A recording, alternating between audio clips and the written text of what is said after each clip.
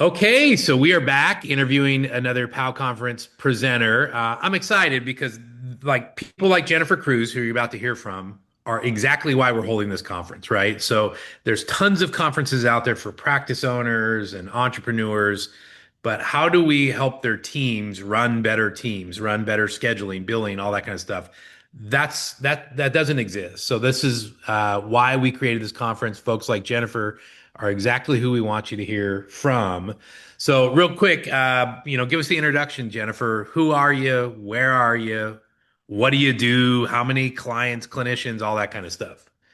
Hi, Ken. Thank you. My name is Jennifer Cruz. I am currently working with Wellness Counseling of Bergen County, and we currently have three locations, and we have a total of 23 clinicians at this time. I do all billing and all intake, admin intake. Wow. Yeah.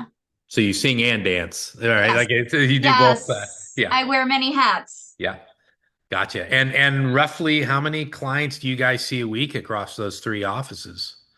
Wow, that's a great question. I want to say roughly weekly, I want to say like 200 clients. Okay, that's wow. So 10,000 plus probably appointments a year. That's a lot. Yes. Awesome. Yes. Yay. Okay, so your topic is, let me pull it up here. The first impression and the last details. I love it, right? Like Yes. bookending the relationship. How Yes. administrative and billing excellence drives retention, right? So Yes. keeping clients longer, all that kind of stuff. So tell me why this topic. You got to pick what you presented on. Like, why are you passionate about this? What difference have you seen it make? What are people going to hear in an hour of listening to Jennifer?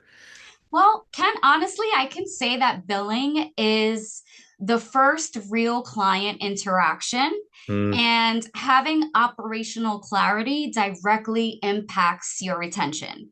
Hmm. I can honestly say that we've seen a 5% increase in retention in our practice, just on the admin side. And those profits could range anywhere from 25 to 95%. Wow. And it's really important to have those systems in place, especially on the admin side. We don't see that admin is critical in your business. Hmm. And I feel like a lot of people need to realize that it is very critical. Yeah, I would go so far as to say an interesting way that I've always looked at my practice. We've always said that our core product is these hour-long transformative conversations with a therapist, but our core behavior, our Mhm. secret sauce is scheduling and billing. Yeah, You know, absolutely. you'll hear people talk about like McDonald's is really a real estate company or, like these different kind of, but I think really good group practices more than anything else are scheduling and billing. I'm a longtime couples therapist. You usually have one person, often the guy, who doesn't want to be in therapy, and they love things like operational inefficiency as an Mhm. excuse. Oh, we can't afford this. They don't, so I mean, any Exactly. friction you can remove also removes people's resistance to therapy. So that Exactly. 5% retention number is a really interesting one too, right? Yeah. I think right now, I don't know if you're seeing this in your area. There is kind of this increasing competitiveness for clients. I mean, there's more and more therapists out there and about the same amount of clients. Yes. So getting the same people that you already have to come back more Mhm. is probably easier and more profitable for a practice than trying to go find new people. 100%. Mm. 100%. And we've implemented systems here in our practice just by having clinicians with a simple email, a simple text, staying in Mm. touch with old clients, finding out, how are you? It's been Mm. a while, because a lot of clients, they actually want to come back, Ken. Mm. You know what I mean? And a lot of them, they're afraid to come back for many different reasons. So I feel as long as the clinician does that little outreach, has that connection, has that interaction and relationship with the client, they will come back. So that's big. Unpack that one just a little bit more for me. Tell me about, because I agree. Tell me about this afraid to come back, because I've seen it where Yes. like a client doesn't show up for one session and they just assume now their therapist hates them or something. Exactly. So clients sometimes will ghost their therapists. I mean, it happens, right? You Yeah. get busy with life, things happen, and then they're afraid to reach out and say, hey, I really need to come back in. So, really filling that gap is Mhm. so important. Keeping that connection open, having that relationship, saying, listen, I know it's been a while. I just want to see how you're doing, Mhm. just want to touch base. Mhm. Having that simple interaction will actually open the door and make the client feel so much more comfortable with Mhm. coming back into the practice. Yeah. You don't hate me. Your practice doesn't hate me, Yes, right? Yeah. yes, Yeah. exactly.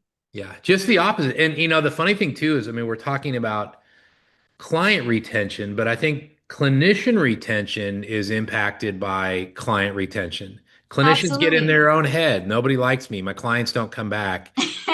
Yes, yes. The key here is, you know, if you get in your head, you're gonna hear those things, but Mhm. don't get in your head.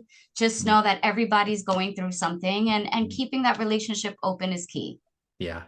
And I think to your point, the admin piece, being systematic and consistent in how we meet people for the first time, follow up with them, end the relationship, which is really probably a temporary ending because humans go through cycles of needing therapy and stuff. That's huge.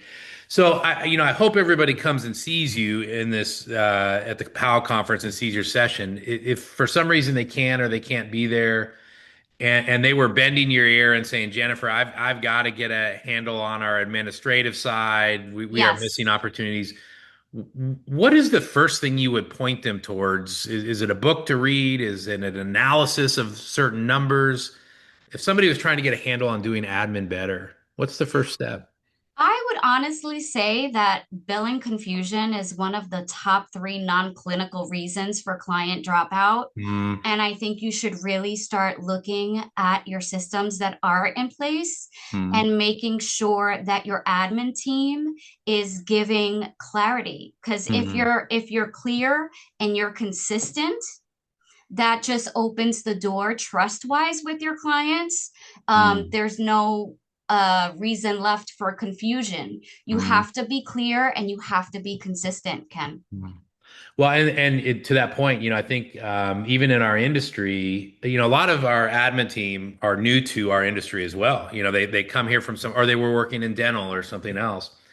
And so they go from being one of the public who also needs that clarity to being on the inside, and they start throwing around terms like ERAs or EOBs or VOBs Yes. we forget for a second that what's become clear to us, the acronyms, the terms are not clear to clients. So I think that's huge. One of the to me, that's one of the great ways I think you can use AI. I know AI is kind of a contentious, do you use it, do you not? But you could take any script you have as a scheduler, a biller, your paperwork, and say, pretend I know nothing about therapy or therapy billing. How would this document be confusing to the public or whatever? I mean, it's Oh, a lot of yeah. ways to play that what would be confusing game. So that's a great point. Yes. Awesome. Yes. Well, we are super excited to have you. I really am convinced that clinical could not do what they do without being supported by rockstar admins, schedulers, billers. And I really think it's the group practice advantage. I have no complaints about clinicians going and doing solo practice, but you can't be explaining that stuff to clients while No. you're in with another client. No. So people like you, I think, make the effective hourly rate that clinicians get paid go up in a well-run Yes. group practice. So thanks for all you do. We're really excited to hear from you in a couple Thank weeks. you. We'll see you soon. Okay, take care.